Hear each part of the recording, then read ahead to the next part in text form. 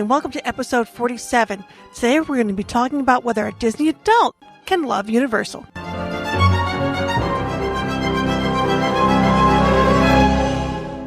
Hi, and welcome to the adventures of two gray mice. I'm Meg. And I'm Rob. And we are two gray mice.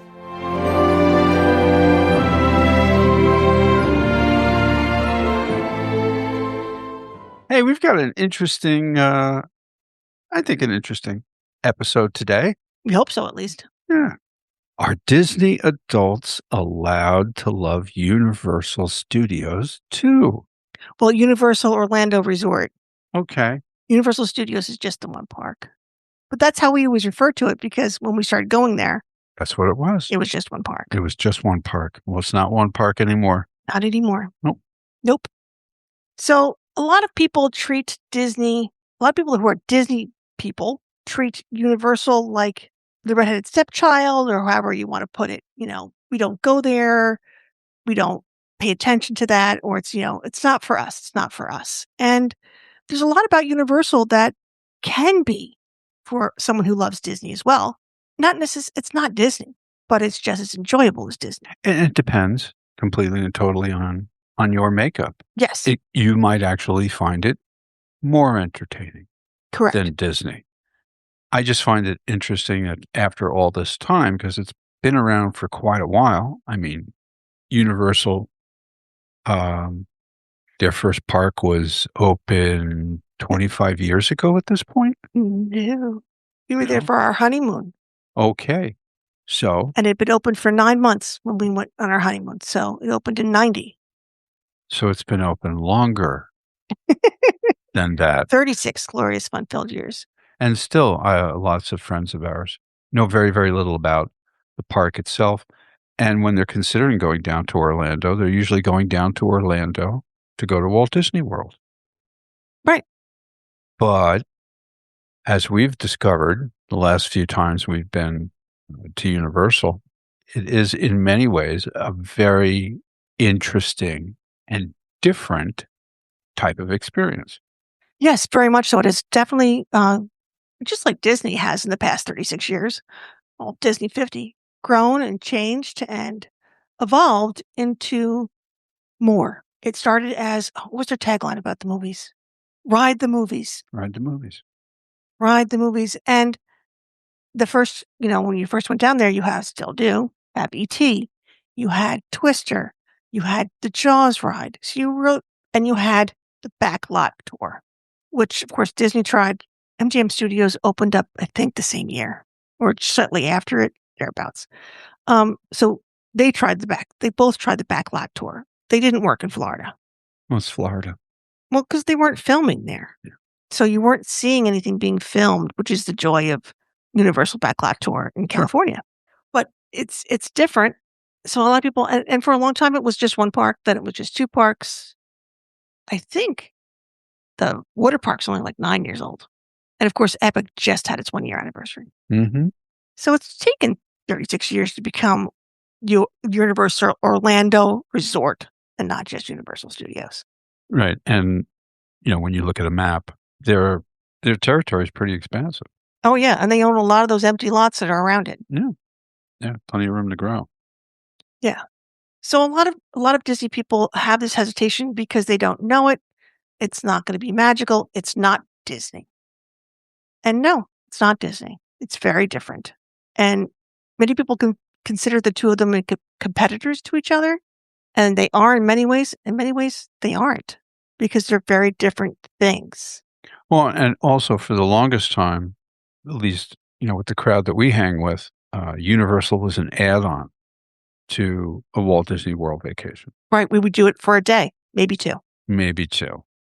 With a lot of the advances that they've made throughout the parks and all of the hotels. Oh, yeah. It's a full week now. And you could do nothing but experience Universal. Completely. And I think have just as enjoyable as time as you would if you were going to Walt Disney World. Yeah.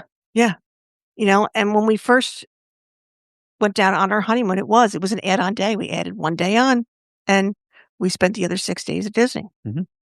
The next 2 times we went down with the kids, we added 1 day on and spent the next 6 days at Disney. First time we ever spent 2 days there was 4 years ago when we went at Christmas time. True. And we had 2 parks. Did the 2 days. We could have added on the water park day easy if it wasn't December. Right. It was a little chilly. It was a little chill. But now it is completely a full week park. Oh, definitely.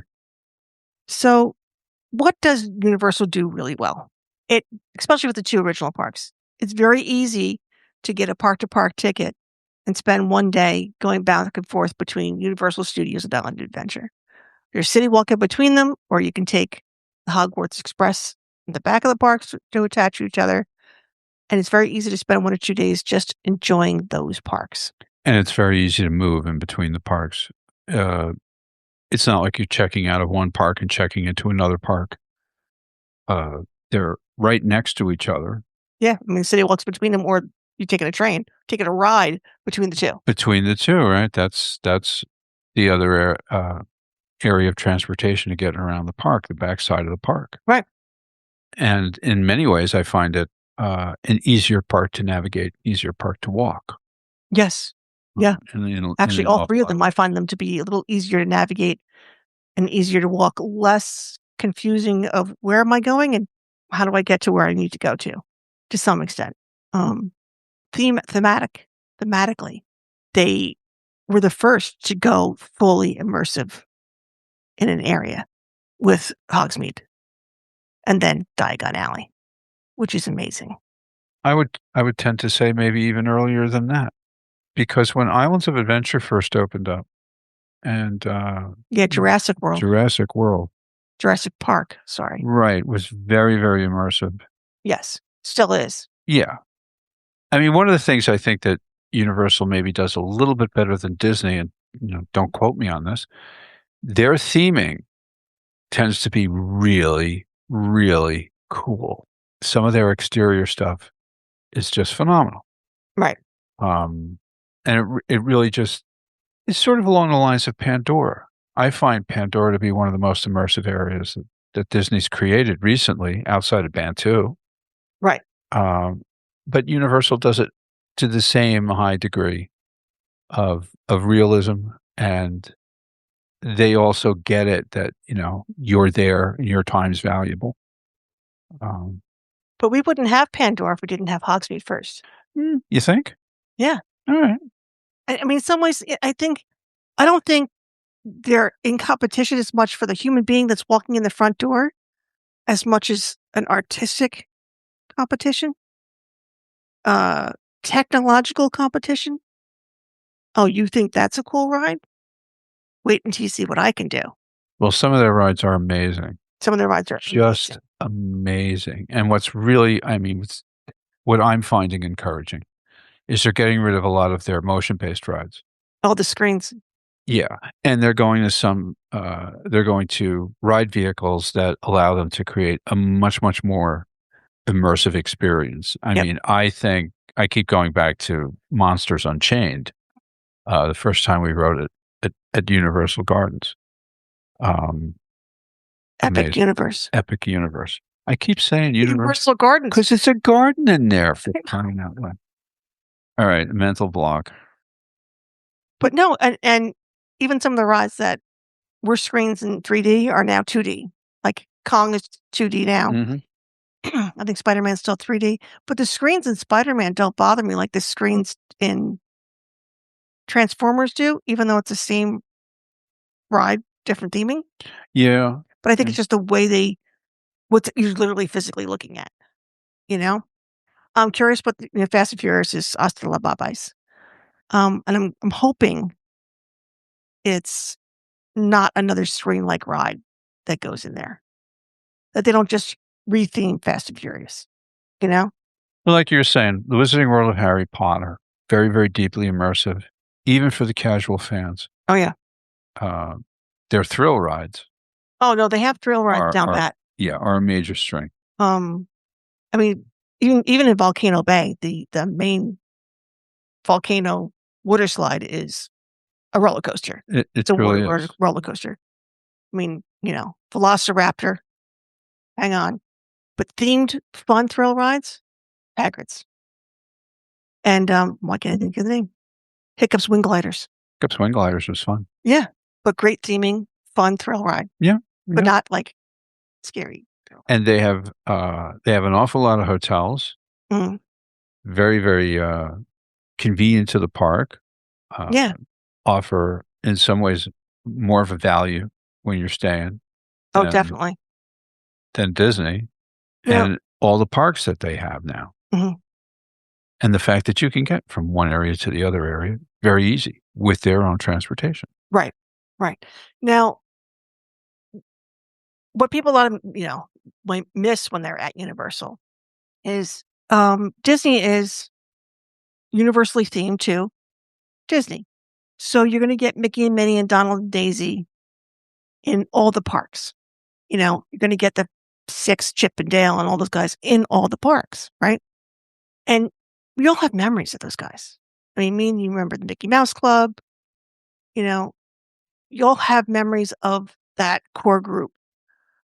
And Universal doesn't have that universal icon or character theme that goes through all 4 of their parks. Well, it's nostalgia based, but in a different way. Right, exactly. So, like, to me, it's Yeah. like piecemeal nostalgia, which actually I kind of enjoy more, especially as a family, because I really enjoy Harry Potter. You hadn't read the books the first time we went, I had not. and you enjoyed it, and you enjoyed the land because of the artistry of it. I think I'd actually, by that point, I gotten through the first book. You'd seen some of the movies. Yeah, well, it's Yeah. yeah. So you enjoyed that part, but then also, like, we really enjoyed E.T. The kids are like, "Why?" You know? But Timmy loved talking to the Transformer dude. Yeah. So it's nostalgia piecemealed? Not really, but yes, you know? Going through the comic strip area and explaining to the kids all the different comic strips and what it was like on Sunday mornings, fighting for the comics and reading all the color ones. So that kind of nostalgia it does have. It's not an overarching theme, but it's there. But all of their art areas are very much fun.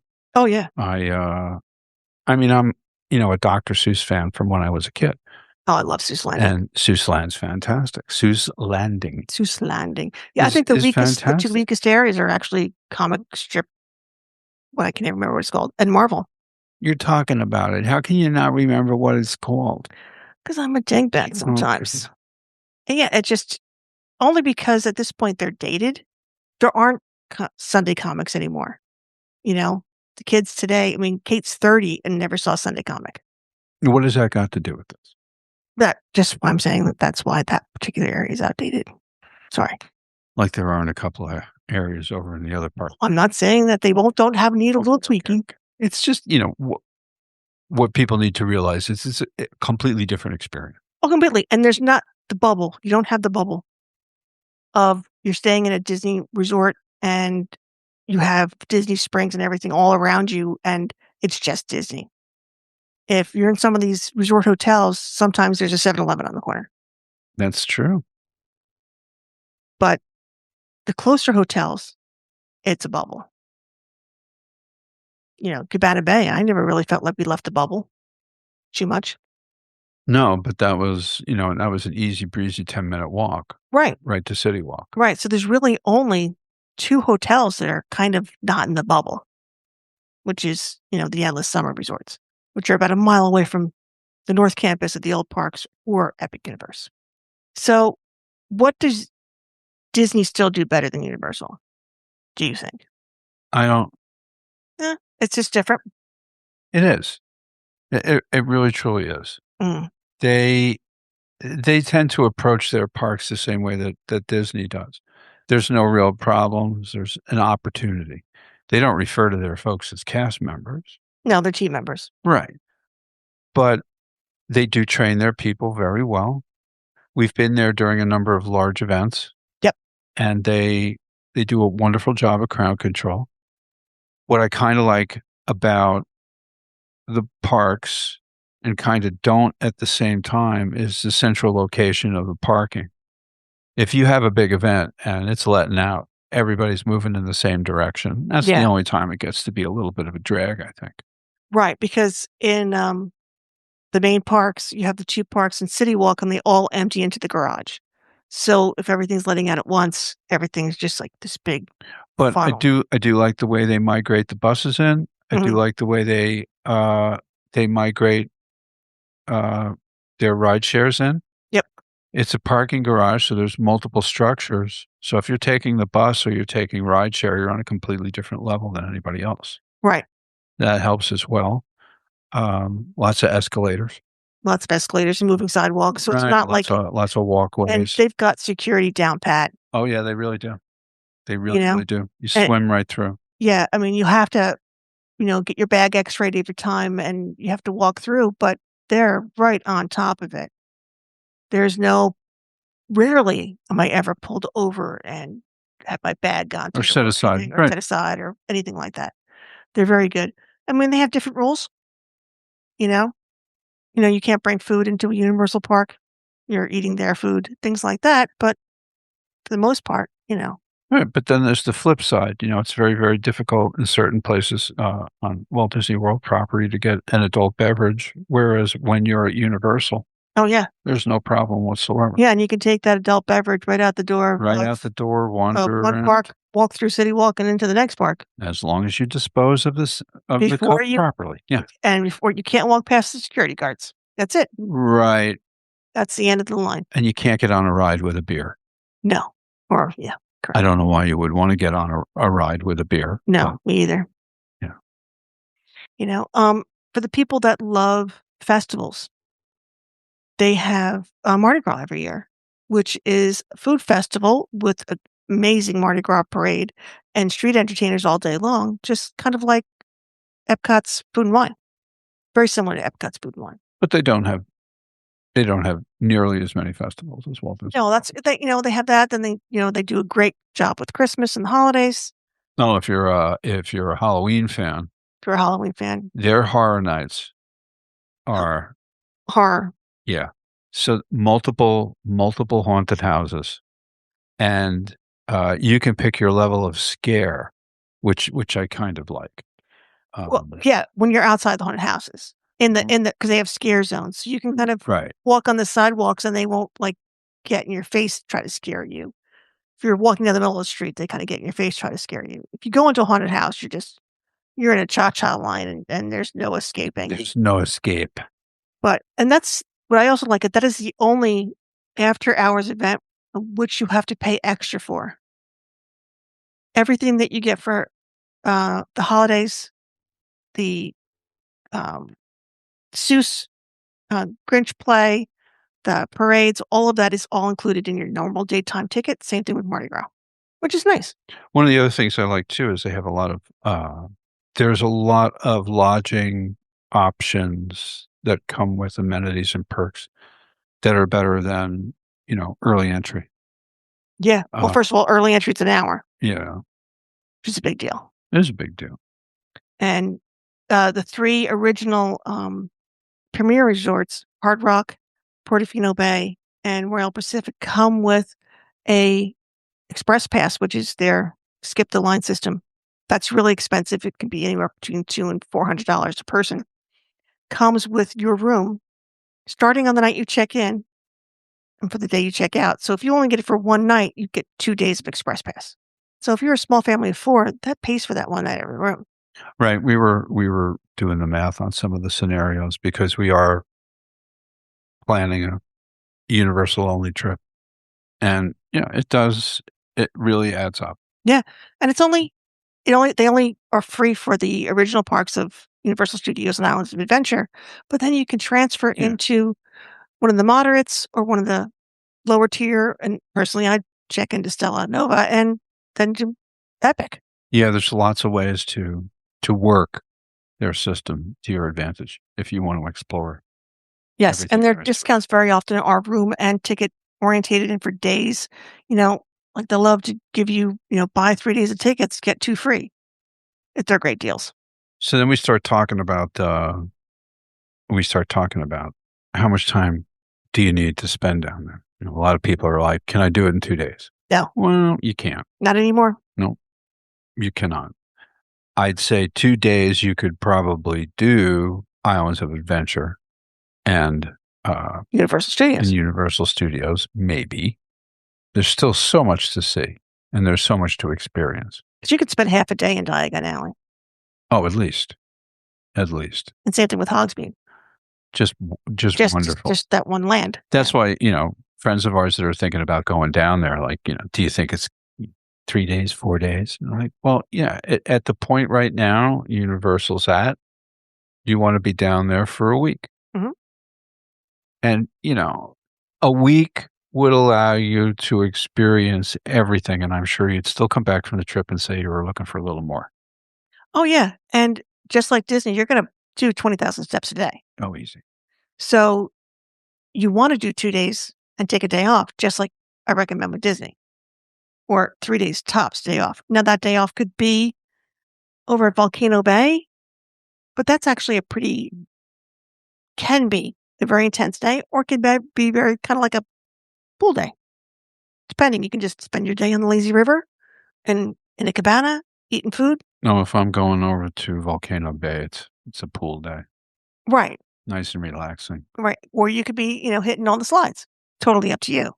But all the resorts have all the amenities you're looking for. Gorgeous pools, pool bars, a minimum of a quick service restaurant. They all have Starbucks in the lobbies.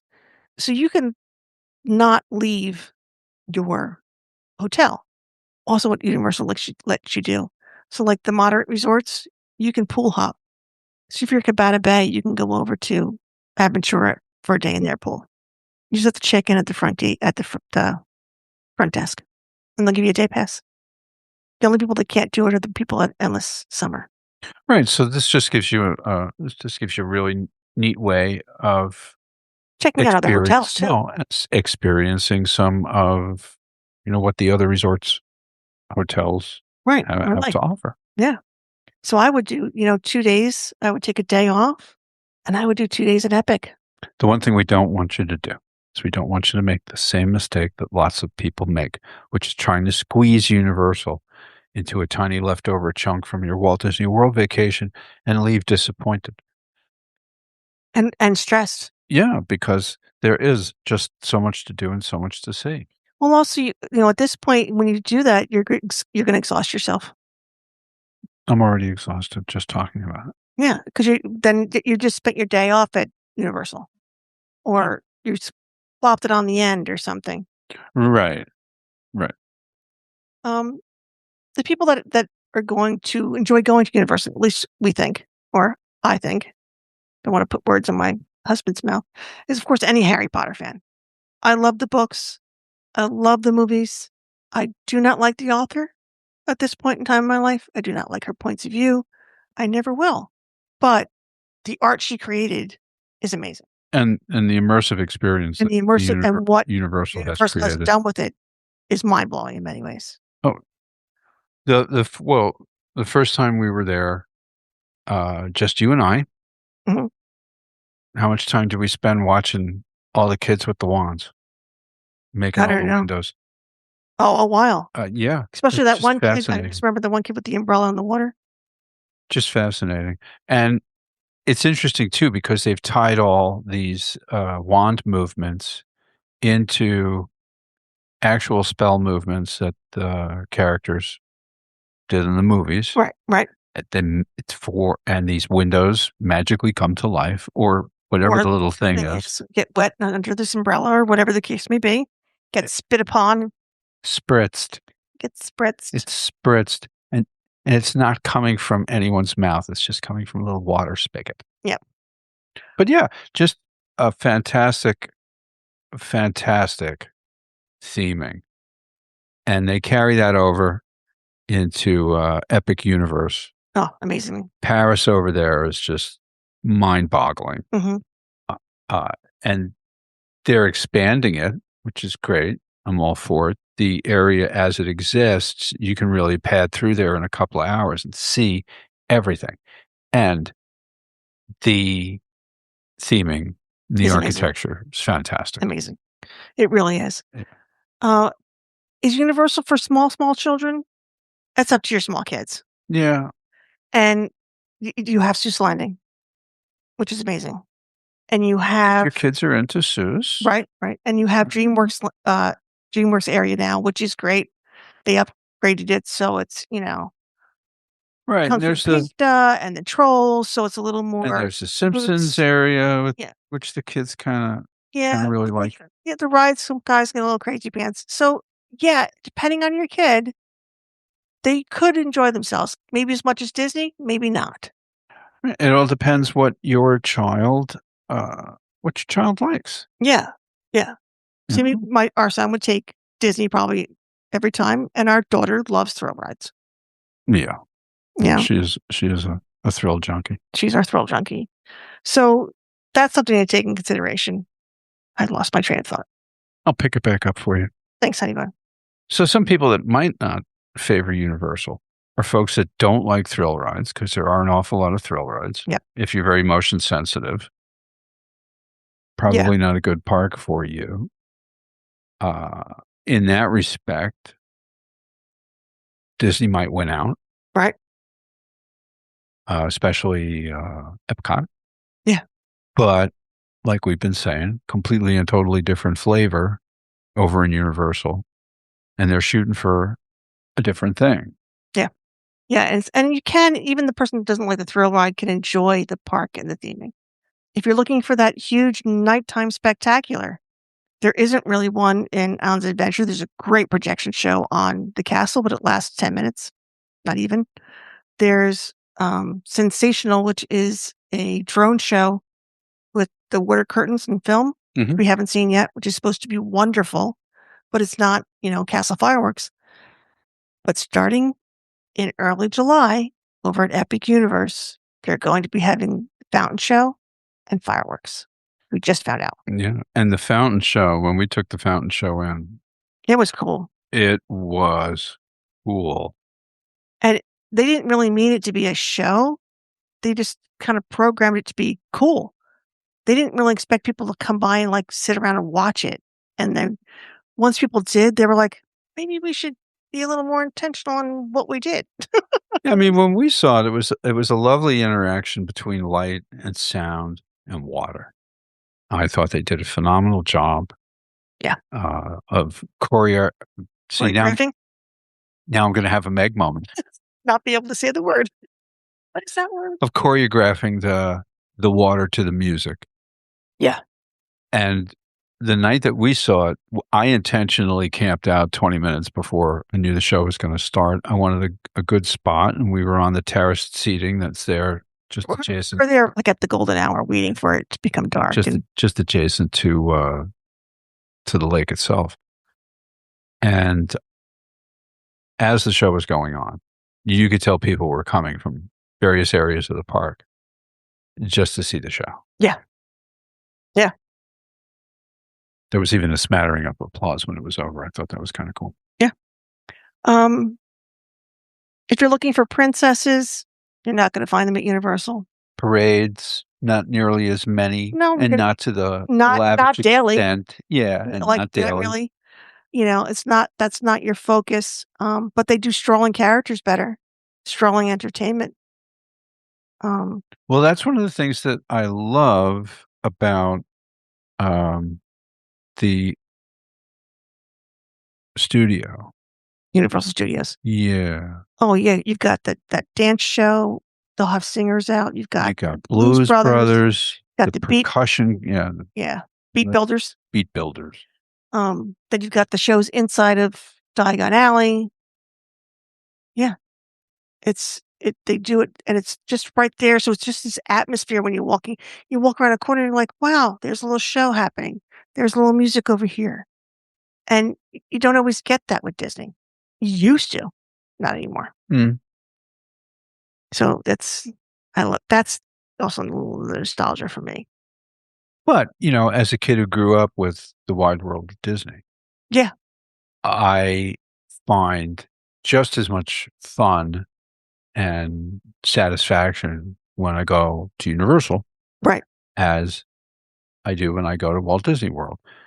It's similar yet different enough that it feels fresh and new. Yeah, yeah, and people ask me all the time, "Well, which one do you like better?" And I don't want to choose. I want them I both. well, I don't wanna choose, I want them both. I like them both. It's I kinda like well, it's kinda like asking me which kid I like better. I like both my kids. Oh, I like one of them better than the other one. Of course you do. But you understand what Sorry, I'm saying. Kate. But Mm. anyway, yeah, it just so you don't you can go to Disney and you can go to Universal and be a fan of one or the other or both. There's no You can park have down the just as street enjoyable and time. just as an enjoyable time. Yeah. It can be a trip that reminds you, and because really, what does any vacation get down to? Having a good time, The making a memories, memory. the memories you have with the people you're with, Yeah. Or the people you're not with, as the case may be. as the case may be. So I think that's all we got for today. So thank you for listening to the Adventures of Two Gray Mice. You can find us on Instagram at Two Gray Mice Podcast. Yeah, so you didn't print any of that out on the sheet, and Because I normally have the little sheet that's in the yeah, room. and I don't have all of that committed to And memory yet. and I if should. you have It's any just a questions, big blank page here, folks. There's nothing there. and if you have any questions or suggestions about what we should cover on the podcast, or questions about your vacation or anything else, you can reach us at twograymice@gmail.com. That is the number 2 on both occasions. We really would like to hear where you're going and what you're doing. As we head into the summer vacation time period. Yes, summertime. So in the meantime, I'm uh, Rob, and I'm Meg. Could and we two gray mice? Would you like to try that again or no? yeah. Well, this time I'm actually going to watch you to see what you're going to say. Okay, I'm Rob, And I'm Meg. and together We're we're two two gray gray mice. mice. Oh, that was awful. Also, but That's okay. you're just going to have to tailor that one. I'm sorry. Yep. You gonna say goodbye? Oh, Say goodbye, Gracie. goodbye, Gracie.